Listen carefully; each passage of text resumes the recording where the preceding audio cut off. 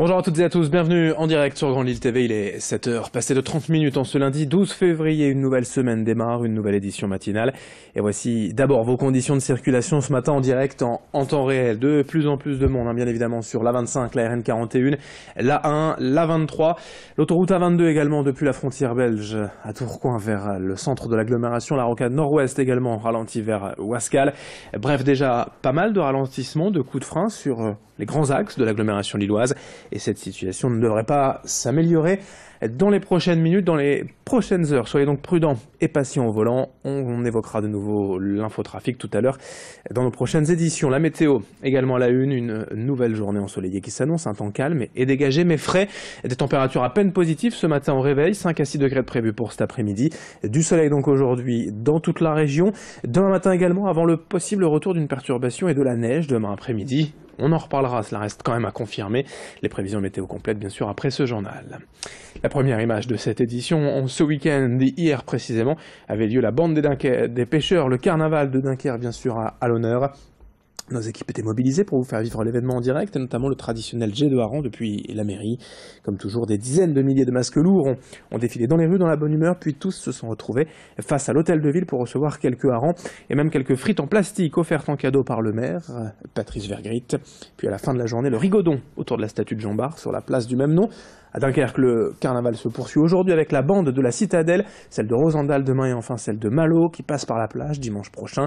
On ne manquera pas d'en reparler, notamment dès ce soir, le jet de hareng à revivre sur Grande Île TV à 19h, 21h et 22h. Dans cette édition, l'actualité, c'est l'arrivée prochaine de la police de sécurité du quotidien, la nouvelle force de prévention dans les quartiers, vue par certains comme le prolongement de la police de proximité de Lionel Jospin de 1998 à 2003. Dans la région, plusieurs villes et quartiers en bénéficieront. En janvier 2009, à Roubaix, dans les quartiers de Moulins-Potennery, Eppel, Alma, Frénois, Trois-Ponts, Cudefour, Oran-Cartigny, Omelay, Sainte-Barbe, Sainte-Élisabeth et Pile. À Tourcoing, dans les quartiers Croix-Bas, Saint-Pierre et Blanceau. Mais cette police de proximité, de sécurité du quotidien sera testée dès septembre prochain, cette année à l'Île-Five et à Moulins. Aucun chiffre quant aux effectifs prévus n'a pour le moment été communiqué. Écoutez Marc Godefroy, adjoint au maire de Lille, au micro d'Alexis Tessier. Si on avait pu choisir toute la ville de Lille, on l'aurait fait, bien sûr. Mais nous avons priorisé ces deux secteurs-là qui sont l'objet de trafic de stupéfiants et d'insécurité croissante depuis quelques mois. Et comme je le disais précédemment, nous avons déjà travaillé de concert avec le procureur et les moyens judiciaires dans le secteur de Fives. Le quartier de Moulins est en zone de sécurité prioritaire, donc ça dénote effectivement une attention particulière du ministère de l'Intérieur. Et nous nous en réjouissons. C'est une reconnaissance effectivement des appels que nous avons lancés en direction de ce ministère. L'actualité, c'est également la protestation des étudiants de Sciences Po Lille. Depuis le 22 janvier dernier, le ministre de l'Action et des Comptes Publics, Gérald Darmanin, est visé par une plainte pour viol. Le gouvernement a pour l'instant défendu l'ex-maire de Tourcoing, au titre notamment de la présomption d'innocence. Mais à Sciences Po Lille, Gérald Darmanin est aussi élu au conseil d'administration. Et ses étudiants demandent donc sa démission, le soutien aussi de leur établissement dans cette démarche. Des élèves membres du syndicat Sud Solidaire étudiants et de l'association féministe Bon Chic Bon Genre. Pour l'instant, aucune décision de la part de la direction de Sciences Po, mais un conseil d'administration doit avoir lieu dans les prochaines semaines. Explication recueillie sur place par Alexis Tessier. Nous, ce qu'on demande, c'est qu'il démissionne du conseil d'administration, parce que c'est notre lieu d'action. On ne va pas lui demander de démissionner en tant que ministre parce qu'on est un syndicat étudiant, donc c'est pas notre rôle. Nous, on essaye localement donc d'interpeller les membres du conseil d'administration, les membres de l'école et la direction pour qu'ils imposent cette démission à monsieur Darmanin, puisqu'il n'est pas capable d'avoir la décence de démissionner lui-même. Ce que beaucoup de ministres auraient fait dans d'autres cas. En fait, les témoignages qui ont été faits par la plaignante, ils sont assez forts pour que je pense que ça ne reste pas silencieux, que l'école ne reste pas silencieux et qu'il y ait une prise de position.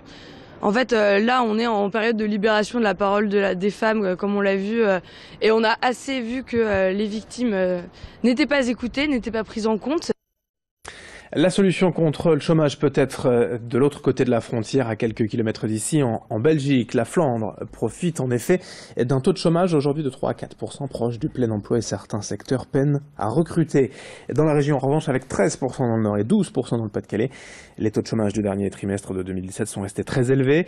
À quelques kilomètres d'ici, donc, les entreprises belges ont recruté l'an dernier plus de 2000 travailleurs français pour pallier leur manque de main-d'œuvre. Grâce à des semaines de 40 heures payées 12 à 13 euros de l'heure, les salaires y sont même plus élevés. Une entreprise de recrutement s'est spécialisée dans les travailleurs français en Belgique, Forum Job de Dunkerque à Valenciennes. On écoute une de ses responsables avec brio Gorchi. On travaille dans tous les domaines de l'industrie, donc aussi bien le textile, métallurgie, agroalimentaire, logistique, chimie, etc. Vraiment, on recrute tout type de profil pour travailler dans l'industrie. Il faut savoir que pour travailler dans l'industrie, dans tout ce qui est production, il ne faut pas parler le néerlandais. Donc on recrute vraiment des personnes pures francophones pour travailler en fait dans toutes les entreprises ou toutes les entreprises spécialisées dans ces domaines-là. 7h35 en direct en bref à Willems. Samedi matin, un homme de 80 ans a été renversé par une voiture, transporté au CHR de Lille dans un état grave par les pompiers de Villeneuve-d'Ascq.